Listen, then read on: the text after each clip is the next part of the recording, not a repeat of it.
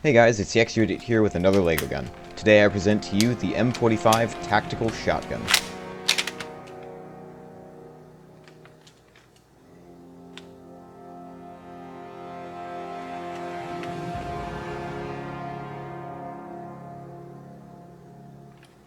The M45 was first featured in Halo Reach as the in-game shotgun and the predecessor to the M90 present in previously released titles. With the absence of the Flood in Reach, the M45 lost the shotgun's distinct role as the killer of combat forms, but it still performs well in close-quarters situations as, well, a shotgun. However, where it lacks an iconic role in the player's hands, it gained notoriety as the weapon of choice for Spartan Emile-A239, Emile. Its aggressive and powerful potential pairs nicely with Emile's personality, even unto death. Who's next? I'm ready! How about you? A rather identifiable feature of both Halo shotguns is the tube magazine mounted above the barrel, which in turn causes the loading port to be located on top of the weapon and makes for a recognizable reload animation. The M45's next appearance was in Halo CE Anniversary, which brought an update to the graphics of Combat Evolved. For multiple weapons, the updated models were simply imported from Reach. This included the shotgun, replacing the M90 design with the M45E. The M45 also reappeared in Halo 4 as the M45D. It's odd that the D variant would apparently come after the E variant, and that it would replace the M90, which had replaced the M45. But these minor details are the least of this weapon's concerns in my eyes. I'm not the biggest fan of 343's redesigns and art style, but overall, I don't hate them either. Except for this.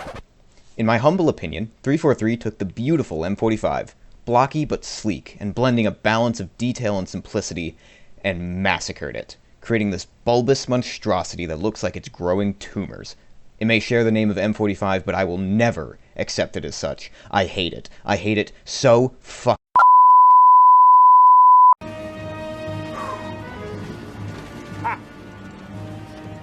Almost lost my cool there. The M45 has a rather blocky design, compared to the rounder M90 that features more odd angles. A good example of this is in the trigger area. This makes it quite well suited for a LEGO incarnation, and is the reason I chose it over the M90. And the monstrosity from 343. Let's start with a bit of an odd feature, the sights. The back of the rear sight angles forward, and the front arches outward. On top is a thick blade with a cut in its center. This lines up between two pieces that comprise the front sight, which is the reverse of most sight designs.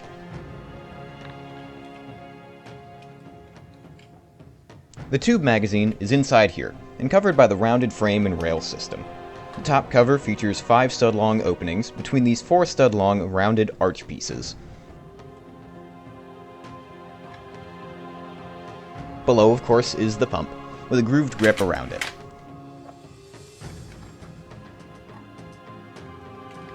Just above that, I use these Technic pieces to attach some ammo.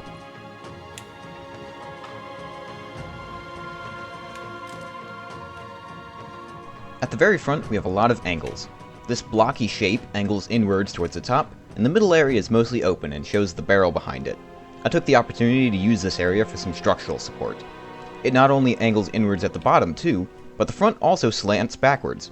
Rocker pieces allowed me to create this double-angled shape.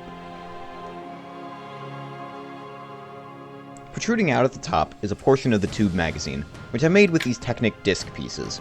There's a similar shape below the barrel too, made in much the same way.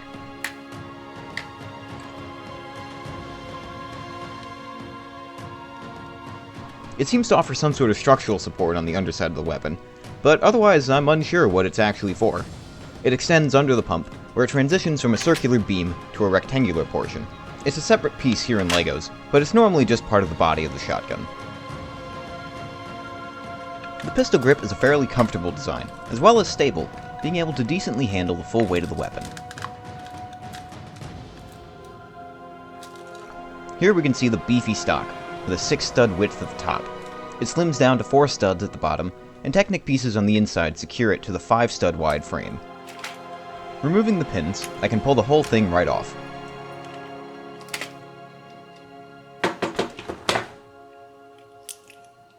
Replacing them, you can see how it attaches to the frame. These pieces on the bottom of the stock attach to these plates on the frame, giving it some additional stability when attached. Taking a closer look at the stock, at the bottom it curves to meet the full height of the shoulder pad. Here you can see the change in width, and up top it has an angle to smooth it out. It also features a sling mounting point on top. This pad is also completely removable and separate, allowing it to be colored differently, if I only had the pieces to do that. It's about time we see it in action.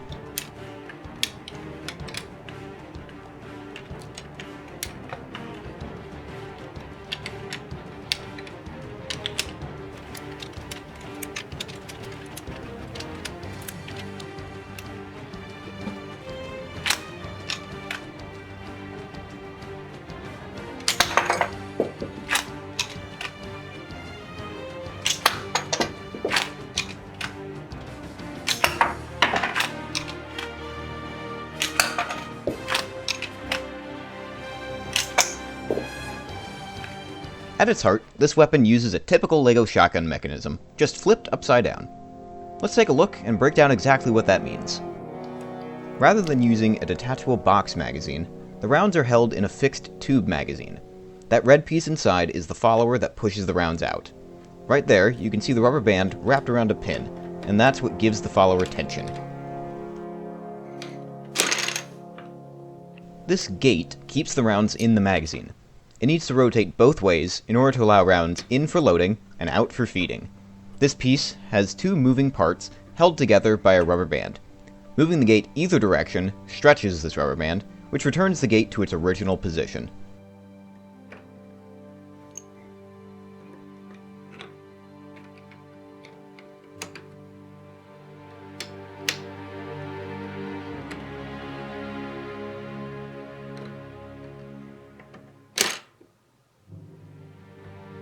This loading mechanism is what takes a single round from the magazine and brings it to the chamber. Pushing this lever causes the connected piece to push the gate up and let a round out. This is what the pump interacts with as it gets pulled backwards. It's a little finicky with the wall missing, but there you can see how the loader takes a round and stops it to prevent more from coming out of the magazine. The pump would be to the rear in this state, so pushing it forward again causes the loader to lower and drop around in front of the circular piece with a rubber band pulling it forward. The trigger is connected to a piece in the barrel and causes it to rotate outwards. That piece blocks the round in the chamber from moving forward, which blocks the circular piece behind it.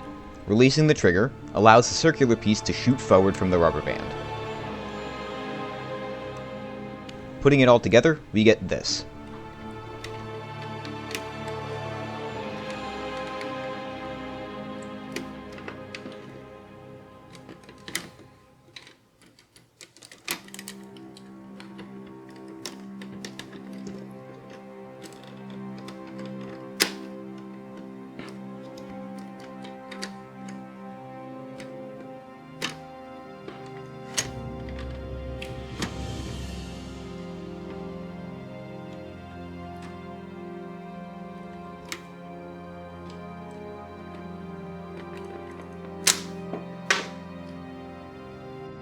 As always, I hope you guys enjoyed both the LEGOs and learning a bit about the M45 shotgun. For those interested, there is a link to download the LEGO Digital Designer file in the description below. Thanks for watching!